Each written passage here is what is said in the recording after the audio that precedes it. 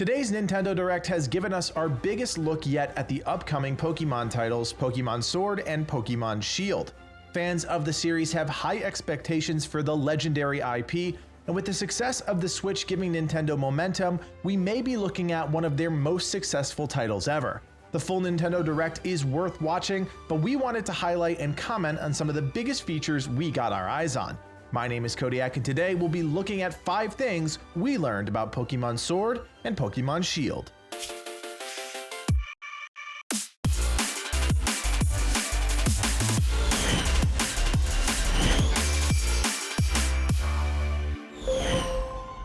First and foremost, we finally know just how long we'll have to wait to get our hands on the new titles and jump into the Galar region ourselves. Pokemon Sword and Shield are set to release on the Nintendo Switch November 15th, 2019, and there are a number of reasons to plan ahead for your purchase. First and foremost, pre-ordering a title from retailers like Amazon or Walmart gets you $10 in reward credit, so if you're already picking your starting Pokemon, why not go ahead and get paid for planning ahead?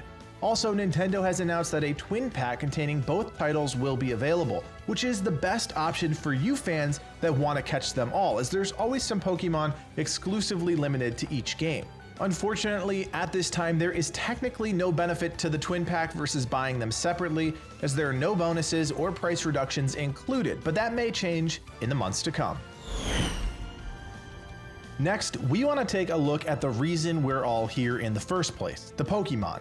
The Direct featured a handful of new creatures, as well as a few other sneak peeks at what our time in the Galar region might look like as we catch, collect, and battle them all. As with every new Pokemon title, there is always some hype around the new legendary Pokemon, and the two for Sword and Shield certainly do not disappoint. Zacian, a graceful sword-wielding Pokemon, and Zamazenta, a majestic shield-covered Pokemon, are the two wolf-like Pokemon featured on the cover of the upcoming titles. Fans have suspected that the Sword and Shield might be references to the new Legendaries, and today's Direct has confirmed they were correct. Additionally, we got our eyes on several of the new Pokemon from the next generation, including Wooloo, a sheep Pokemon, Gossifleur, a flower Pokemon, and Eldegoss, its evolved form, Dreadnought, a vicious-looking turtle Pokemon, and Corviknight, a metallic bird in your soon-to-be fast travel system. Personally, I think these Pokemon look great and arguably better than some of the new additions from previous generations, so I can't wait to see more of what Game Freak has in store for all of us.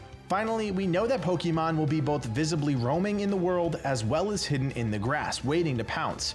While we don't have direct confirmation, it seems that the player will be able to engage and battle with both groups, which is a combination of the traditional Pokemon experience and the newer features from Pokemon Go and Pokemon Let's Go. With Pokemon roaming around in the wild and full camera control, areas will certainly feel more alive, and on the Switch, the world is going to look better than ever. Recently, new Pokemon titles have featured different mechanics, such as Mega Evolutions and Z Crystals, so we have suspected for some time now that Sword and Shield would have their own unique spin on the combat systems. Today, we got our first look at the new system called Dynamax, and things are definitely about to shake up in a big way. Literally. The new feature Dynamax is a phenomena that will take place in certain parts of the Galar region, as well as in every gym. Your Pokemon literally become larger than life as they grow into giants and gain incredible strength, turning every ability into explosive max abilities with special effects, or changing entirely, similarly to Z moves. As with the other new mechanics, Dynamax can only be activated once per battle and only lasts 3 turns, so this will certainly become a big part of battle strategies as players determine when and which Pokemon they will empower with their new Dynamax band. A huge change in relation to the Dynamax feature is the introduction of max raid battles, as 4 Pokemon trainers team up to fight and capture wild Dynamax Pokemon, which are powerful foes that have the ability to stay in their giant form for the entire battle. Only one of the 4 trainers can counter with a Dynamax Pokemon of their own, and it will still be limited to 3 turns, so coordination is key. The wild Dynamax raid boss will vary based on where you are and even what the weather is like, so exploration and timing will be key, especially considering that some Pokemon can only be caught in this way. Max raid battles can be joined via local wireless or online, so be sure and find some friends who are Pokemon trainers or check out a Nintendo Online subscription before November. While it was only a small glimpse, we did get some new information about gyms and the challenges that await aspiring Pokemon trainers who battle their leaders. Gyms appear to be bigger and better than ever. Players will now have to fight in giant arenas filled with onlookers as they chant and cheer every step of the way. The reason Sword and Shield feature stadiums for their gyms is that they're built to allow for Dynamax transformations, as each gym leader will have a Dynamax Pokemon that you'll have to overcome. One gym leader, Milo, was revealed as a grass-type expert with a Dynamax Eldegoss at his side. It wasn't totally clear, but the direct seemed to indicate that as the battle escalates, there may be some level of crowd participation, though their cheering and excitement may end up being purely a response to transformations or eliminations. It would be interesting to see, however, if high-level gameplay and crowd hype played into some type of greater rewards for defeating the gym leader. Similar to the last few Pokemon titles, players will be able to customize their appearance and clothing in order to establish their own iconic look.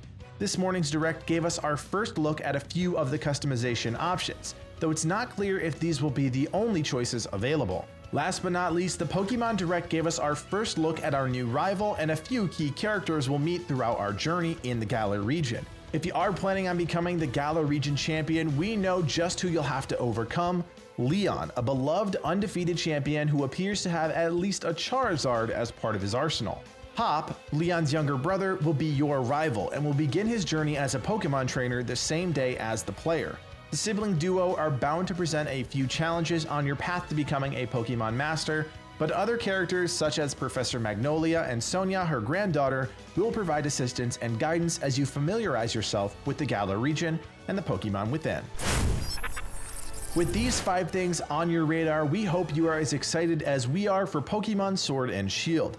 There will surely be more information to come in the next several months, but for now, it's already looking like our journey into the Galar region may be as memorable as ever. If you haven't done so already, you might want to consider picking up a Switch, as Nintendo is proving again and again they are committed to bringing excellent titles to their newest console. But as always, we want to know what you guys think. Leave us a comment below, let us know what you think about Pokemon Sword and Shield, and if you want to keep the conversation going after the video's over, feel free to join us on our Discord server. And remember to subscribe to the Game Gurus to keep up to date on all the Pokemon Sword and Shield news.